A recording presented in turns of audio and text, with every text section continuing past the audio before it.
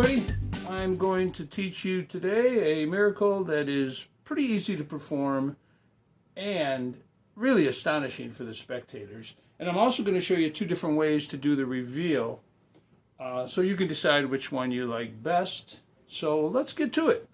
You need two spectators to help you with this. Allow one of the spectators to take the deck and shuffle them up if you wish. Thorough shuffle. I don't like that because I don't like them putting their stinky, filthy hands on my cards. But hey, you do what you think is necessary. And then once the cards are thoroughly shuffled, you explain that you're going to make a prediction, okay?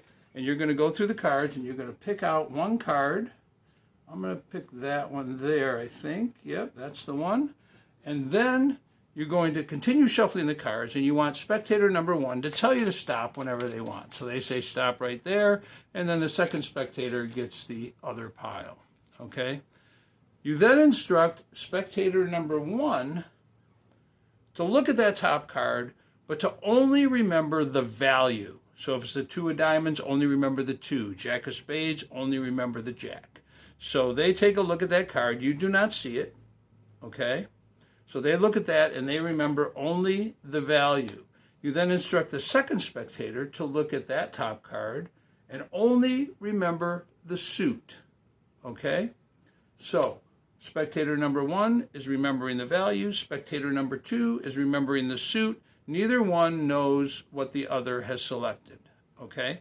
You then allow spectator number one to pick up their pile and shuffle it all they want. Same with spectator number two. Then you can combine the two and shuffle them up further so they're truly mixed up.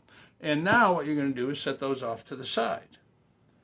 You then point out that spectator number one knows a value, but not the suit. Spectator number two knows a suit, but not the value, and you know neither. So you then ask for them to reveal for the first time what was the value of the card that you selected. And they say it was a 6. And then you say to spectator number two, what was the suit of the card that you selected? And they say it was a club. Wouldn't it be a miracle if that card that I predicted before you even selected your cards was the 6 of clubs? They agree that it would. You then allow one of the spectators to turn the card over. And there you have a miracle. And now for the tutorial. And this is a relatively easy effect to do. If you do some false cuts and false shuffles, those are helpful because it looks like the cards are even more mixed. But if not, it still works. It's still very strong. So what you do is, like I said, you have the spectators shuffle the cards until they're happy, and then you explain that you're going to make a prediction. Now this is unseen by the spectator, but what you do, the first thing you do is you catch a glimpse of the top two cards. Value, suit. Okay, so the top card is a 7, and the second card is a club, so you're going to be looking for the 7 of clubs.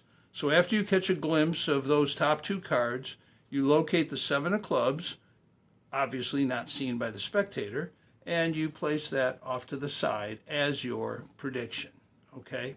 Then here you can do some false shuffles if you wish, which just keeps those cards on the top in the position that they originally started.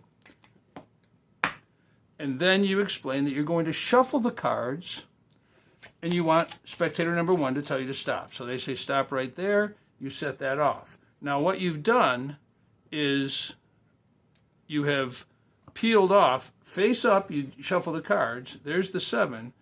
You peel that 7 off as you shuffle the rest of the cards on top. So you keep that 7 in place and place that off to the side.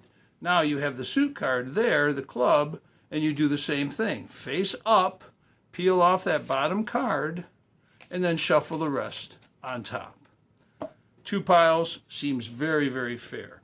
You then explain to spectator number one to look at the top card, remember the value, not the suit.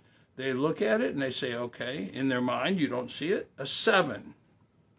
Second one, you tell them to remember the suit. They look it's a club, okay? Then you can tell both spectators that they can shuffle the cards. It doesn't matter because you're done with your prediction. So they shuffle the cards, and you can place them together and let you or them shuffle them more and set those off to the side, and then a little build-up. You say, okay, you selected a card and you remembered the value. So you know the value of a card, but you don't know the suit. Spectator number 2 knows the suit, does not know the value, and I know neither. Wouldn't it be a miracle if that card that I predicted before you even selected your cards was the 7 of clubs? They agree.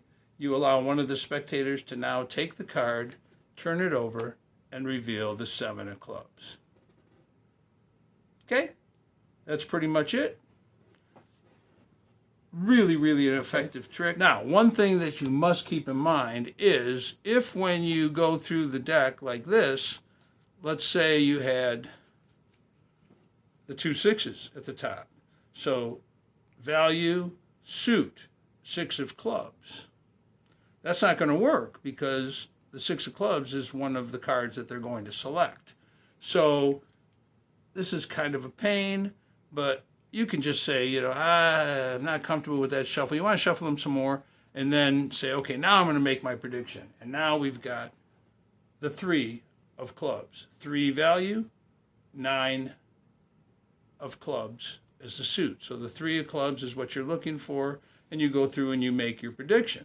Now, another way to do this with many people feel a more dramatic finish is you do everything the same, but you just point out to them that all the cards are different. And I took a quick glimpse, and I saw that I'm going to be looking for the 7 of diamonds, okay? And you don't do anything now. You're not going to make a prediction. You're going to immediately do a false shuffle or 2, if you wish.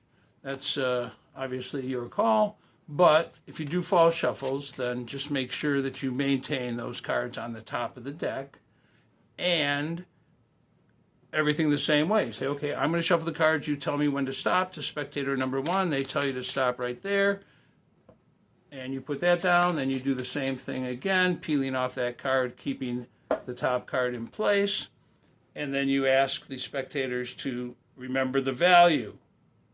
Just the value. You don't see this. The second one, remember the suit. Just the suit. Okay, so all of that's the same. You just kind of got to it a little bit differently. And now, again, you know that you're going to be looking for the 7 of diamonds. So they shuffle the cards up. Shuffle them all together. And then you say, okay, what I'm going to do is I'm going to go through the cards. I want you to spot the value of the card that you thought of every time you see it. And I want you to spot the suit of the card every time you see it. So you start going through and you're looking for the 7 of diamonds. There it is right there. So I would just keep going, obviously. Just keep going like that. But you keep a break at the 7 of diamonds with your fingers. You keep those separated. You say, okay, so somewhere in this deck is the suit and the value, okay? I'm going to give them another shuffle, face down, so we know these cards are nice and mixed up. I'm going to put them behind my back and remove one card. Now, you have put the 7 of diamonds on the top of the deck, so you just feint that you are selecting a card, pull out a card, and then do the drama. Okay, then say, okay, you selected a card, and you only remember the value. You selected a card, you only remember the suit. Neither of you know the other, so I am going to, for the first time, ask you to reveal the value of your card, and they do. In the second one, you have them reveal the suit of their card, and then the card that you pulled from behind your back is the 7 of diamonds. So you decide. You can do it either way. You can do it as a prediction, or you can do it as a behind-the-back reveal. I think this effect is really strong. If you enjoyed it, I'm glad. Click subscribe and like and all that stuff. But I'll see you again next time.